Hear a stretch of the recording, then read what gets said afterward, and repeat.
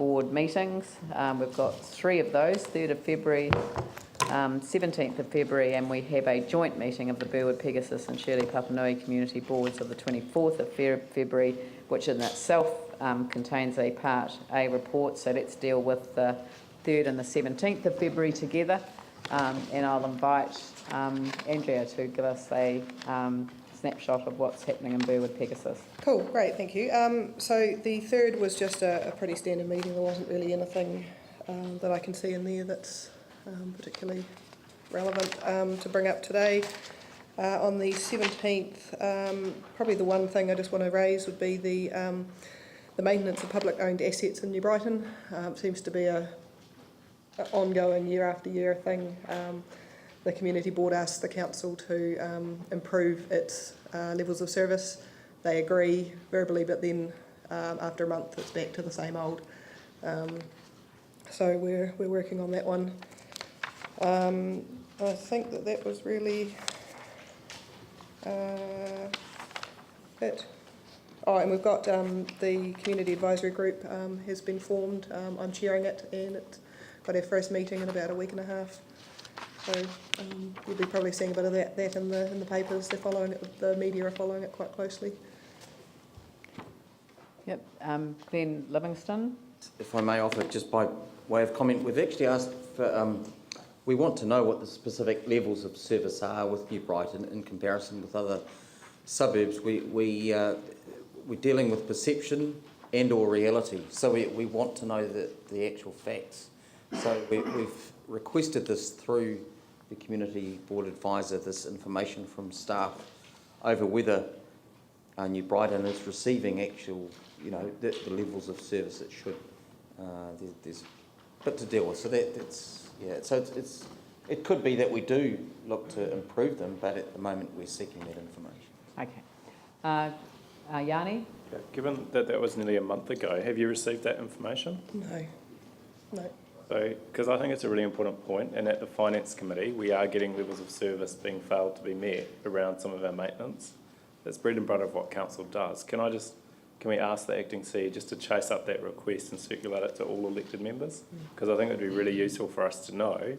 I think there's 2 issues. There's the levels of service that we've set, there's the levels of service that we're not meeting, and then there's actually the monitoring to ensure that what's happening is being done. And I suspect that some of the work that we have set as levels of service isn't happening. So it's not a case of the levels of service being different, it's a case of how we're monitoring those contracts. And it might also be that circumstances have changed. So if there are circumstances that have changed, we need to know what they are.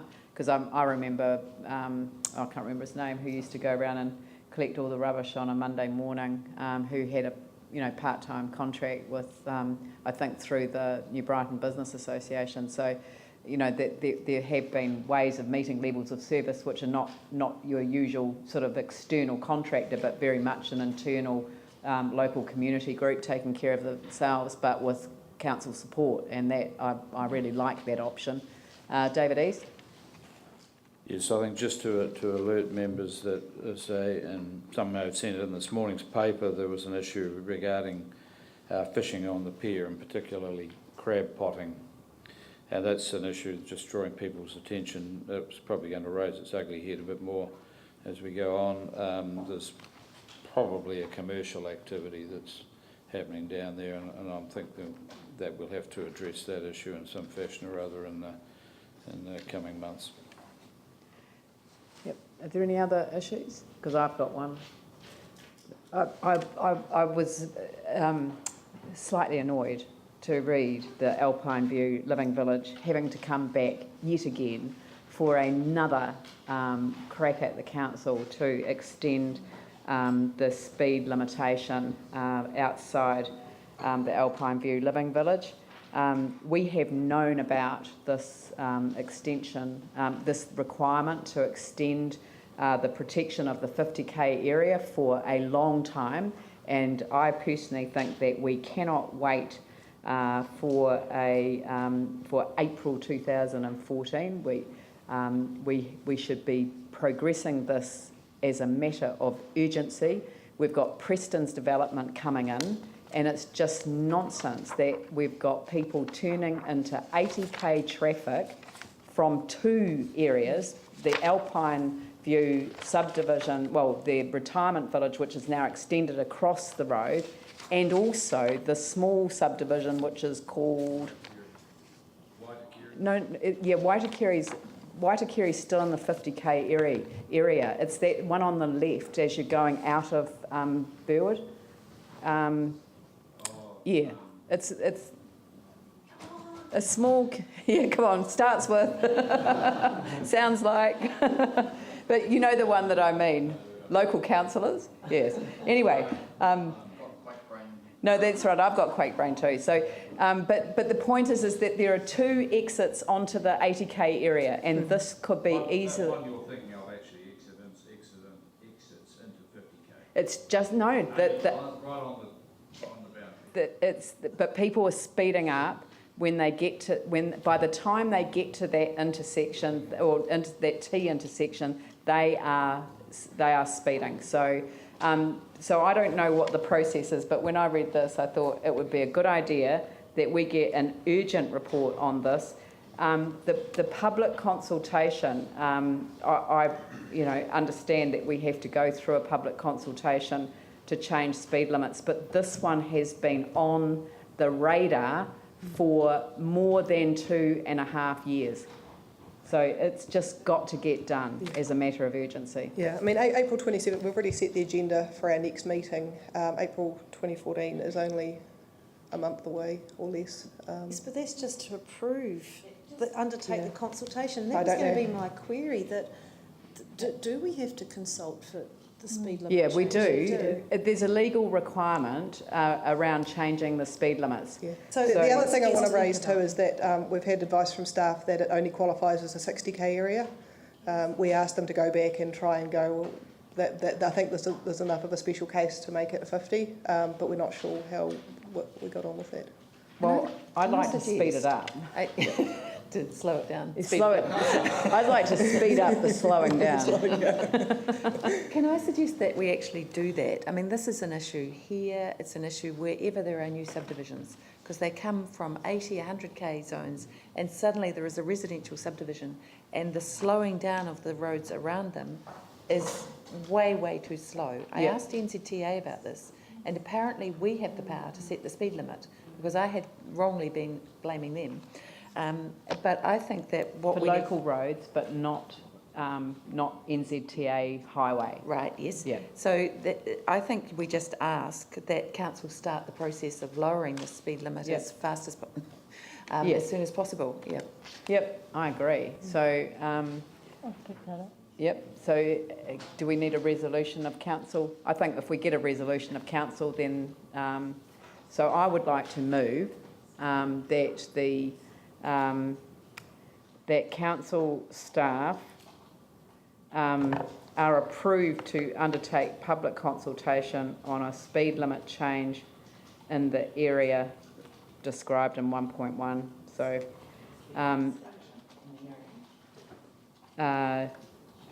to 50k per hour, and with a view to expanding the that zone to include the Preston's Be a good point. subdivision. Yeah, I mean it may be the rest of Preston's Road needs to be as well, but this area is urgent. We are lucky we haven't had, a significant crash. Yep. I'm supporting the intention. I'm just thinking it will be helpful for us as a council to get some comment, though, from the traffic engineers who are here that we are on the right track in terms of clarifying what we want. I don't know if any All right. one might like Well, to speak. Yep.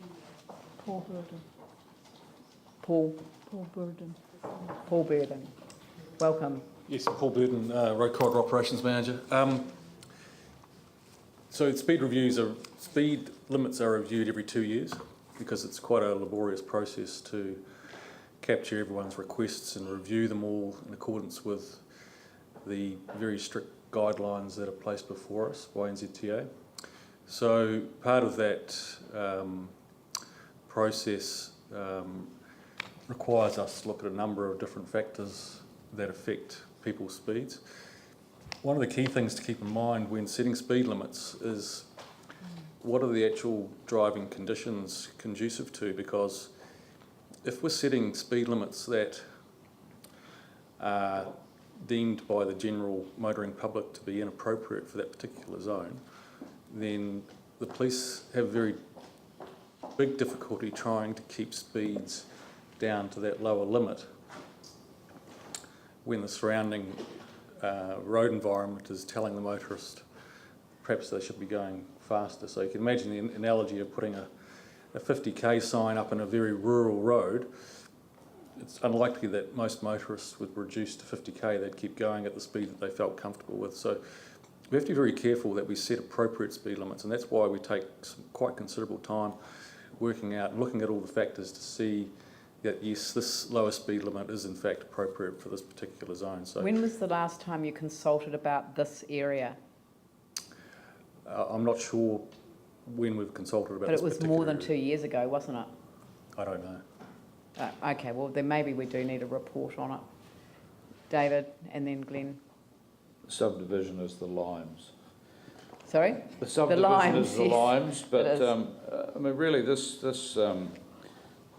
your analogy of putting a 50k in a rural area is not really even appropriate here, because you come around past Burwood Hospital, past the landfill road, past the Lime subdivision, past the Alpine View residential area, Waitakere subdivision on the other side of the road. It is all urban, built-up area until you go past those things. I could imagine, you know, some consternation of having the 50k sign well past that.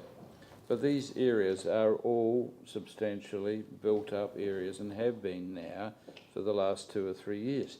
All these people want to do is to shift the 50-metre sign from halfway around the bend in the middle of nowhere by the limes to about 100 metres past the Alpine View. But now we also have Preston subdivision coming online. There will be people moving into those houses within the next few weeks, I'd imagine. So the whole of Preston's Road, we've got traffic lights going in at Marston's Road. I share the Mayor's frustration. I can't see why we have to wait such a long time when there is obvious development going on there. There is existing development and a whole lot of new houses, some of 2,000 odd houses, hundreds of which are being built now, and we're going to have to wait another year. Ridiculous. Glenn. Thank you. While I might normally support Phil's push for a report, I think in this case there's a unique case given that different dynamics coming together. It's one of the main feeder routes for demolition in the city. So all the city's demolition that goes here and not to Cape Valley goes past these roads. Elderly people live here. David's just mentioned so we've got both demolition and construction. I think it's a strong case actually to make an exception and to do what the Mayor's suggesting and cut through some red tape. Well, the other question that we could ask is could the signpost for the limit be moved further up the road so it is beyond the Alpine View entrance and matching on the other side, so that we've got cars not speeding up until they're past the Alpine View entrance and exit, or and on the other side they're slowing down as they enter that area. If we could have that on a temporary basis, because we've got temporary 30k areas all round the city that we are not subject to the same rules as NZTA in terms of consultation around even temporary changes, put those in place and start the consultation on the whole of Preston's Road. I mean, is that possible?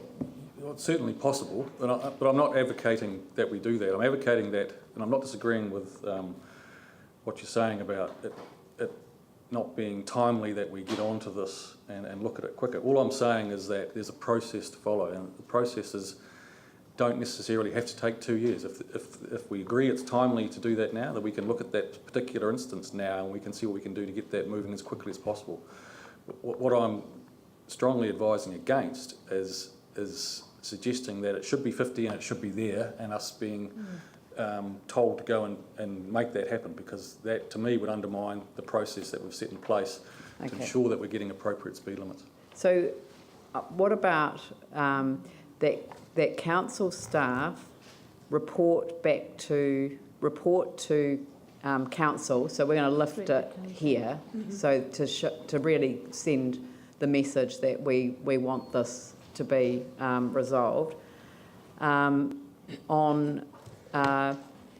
options for both temporary and permanent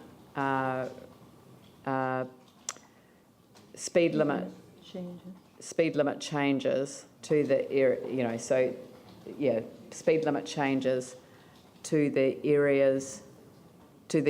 described, so take all those words out. Leaving the word described. Yeah.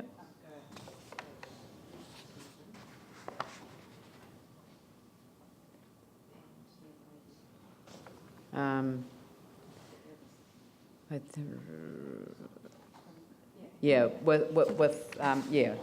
options, and then that puts us within our thing. Now we need a deadline date.